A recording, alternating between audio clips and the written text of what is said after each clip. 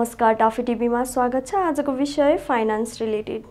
अर्थमन्त्री जनार्दन शर्माले वित्तीय सुशासनको क्षेत्रमा इमानदारिता, स्वच्छता र जिम्मेवारी बोधको आवश्यकता रहेको बताउनु भएको छ। मंगलबार काठमाडौँमा नेपाल चार्टर्ड अकाउन्टेन्ट्स संस्थाले आयोजना गरेको राष्ट्रिय भेलालाई सम्बोधन गर्दै अर्थमन्त्री शर्माले वित्तीय सुशासनका लागि लेखा परीक्षण निकाय, नियमनकारी संस्थाहरूको भूमिका सही हुन नसक्ने, त्यसले धेरै फरक पार्ने बताउनु भएको छ। उहाँले नियामकीय सङ्घ संस्थाहरूमा एउटा टुल्स प्रयोग गर्नेमा अर्को प्रयोग गरेमा त्यसले ठूलो चुनौती ल्याउने महसुस आफूले गरेको धारणा राख्नुभयो। अर्थमन्त्री शर्माले टुल्स प्रयोग गर्दा व्यक्तिगत स्वार्थ राख्यो भने त्यसले राष्ट्रिय रूपमा ठूलो समस्या ल्याउने देखिएको जिकिर गर्नुभयो। उहाँले अडिट भनिरहँदा हिसाब किताब मात्र नभई देशको विभिन्न क्षेत्रको अडिट गर्नुपर्ने बताउनुभयो। उत्पादन र कृषि जमिन, श्रम, देशको बहुआयामी गरिबी लगायतको पनि अडिट गर्नुपर्ने उहाँको भनाइ छ।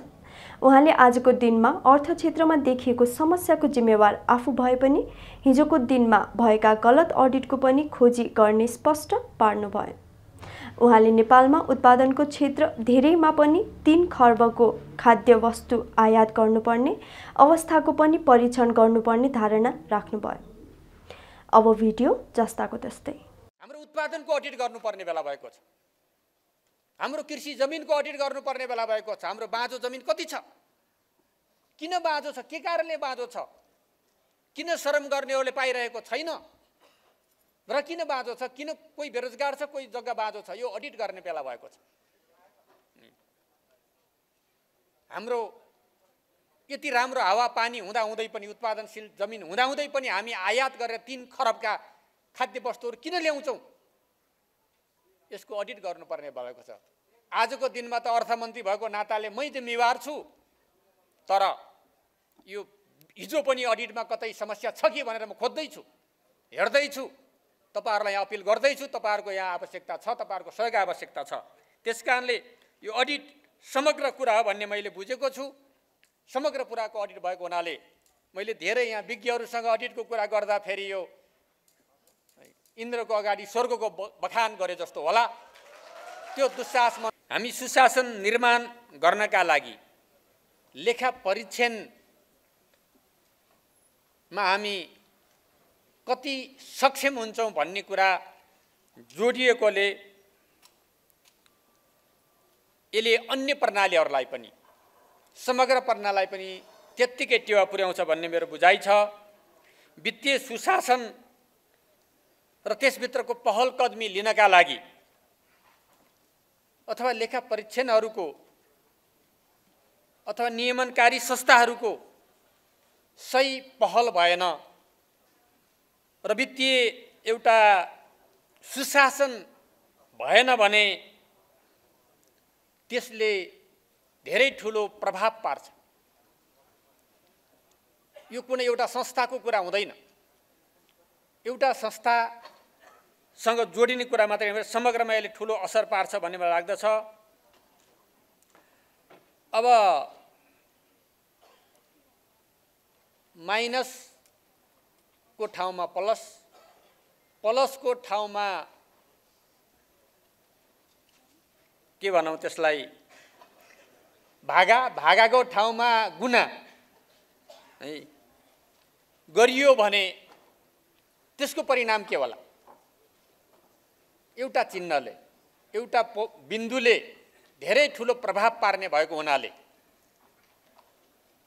मल्टिप्लाई गर्ने ठाउँमा डिभाइड गरिदिएपछि र त्यसले पार्ने समग्र प्रभावको हामी आकलन गरौँ, त्यो धेरै भयावह हुन्छ। त्यसकारणले अत्यन्त इमानदारिता, अत्यन्त स्वच्छता, अत्यन्त एउटा के भनौँ त जिम्मेवारी बोधको आवश्यकता हुन्छ। संस्थाहरूमा एउटा टुल्स प्रयोग गर्नेमा अर्को टुल्स प्रयोग गरिदियो भने त्यसले राष्ट्रिय रूपमा ठुलो समस्या ल्याउने रहेछ भन्ने कुरा मैले महसुस गरिरहेको छु। ठुलो चुनौतीहरू आउँदो रहेछ, ती जानकारहरूले नै गर्ने हो। फेरि त्यो अर्को मान्छेले गर्दैन, जसलाई जानकारी छ नि यो टुल्स भन्दा यहाँ गर्दा मलाई व्यक्तिगत फाइदा हुन्छ भन्ने सोच्यो भने ऊ व्यक्तिगत स्वार्थ केन्द्रित भयो भने त्यसले ठुलो असर पार्छ, राष्ट्रलाई नै असर पार्छ, अर्थतन्त्रलाई नै असर पार्छ, समग्र प्रणालीलाई असर पार्छ। त्यसकारण म यहाँहरूलाई के आग्रह र अपिल गर्दैछु भने यो अत्यन्त जिम्मेवार कुरा हो। अब अडिट भनेर भनिरहँदा त्यही हिसाब किताबको अडिट जस्तो मात्रै बुझिने गरिएको छ। मैले अघि महालेखा परीक्षकज्यूलाई के हो अडिट भनेर सोधेँ त्यहाँ बस्दा बस्दै है। अडिट भनेको के हो भनेर सोधेँ। अडिट भनेको त्यो परीक्षण भन्ने कुरा लेखा क्षेत्रमा मात्रै होइन। यो परीक्षण भनेको हाम्रो समग्र क्षेत्रमा लागू हुने कुरा हो। आज हाम्रो देशमा गरिबीको अवस्था किन छ, बहुआयामिक गरी किन छ, यसको अडिट गर्नुपर्ने बेला भएको छ। त्यसको त्रुटि पत्ता लगाउनु पर्यो। कहाँनिर प्लसमा माइनस भयो, कहाँनिर बिन्दु राख्ने क्रममा जिरो राखियो, कहाँ समस्या आयो। आज गरिबीको अडिट हामीले सही ढङ्गले गरेनौँ भने हामी गरिबी अन्त्य गर्न सक्दैनौँ। आज हाम्रो व्यापार घाटाको कुरा हामीले गरिरहेका छौँ। आज बिओपी लसको कुरा गरिरहेका छौँ, माइनसमा गएको कुरा गरिरहेका छौँ। त्यसको अडिट गर्नुपर्ने बेला भएको छ। कहाँनिर मिस्टेक भयो, कहाँनिर इमान्दारितामा लुज भयो वा भुलचुकमा भयो, कहाँनिर भएको छ, त्यो कुराको अडिट गर्नुपर्ने बेला यहाँ भएको छ। त्यसो अडिट गर्न हामीले सकिनौँ भने हाम्रो व्यापार घाटा, हाम्रो उत्पादनको अडिट गर्नुपर्ने बेला भएको छ। हाम्रो कृषि जमिनको अडिट गर्नुपर्ने बेला भएको छ। हाम्रो बाँझो जमिन कति छ, किन बाँझो छ, के कारणले बाँझो छ, किन श्रम गर्नेहरूले पाइरहेको छैन र किन बाँझो छ, किन कोही बेरोजगार छ, कोही जग्गा बाँझो छ, यो अडिट गर्ने बेला भएको छ।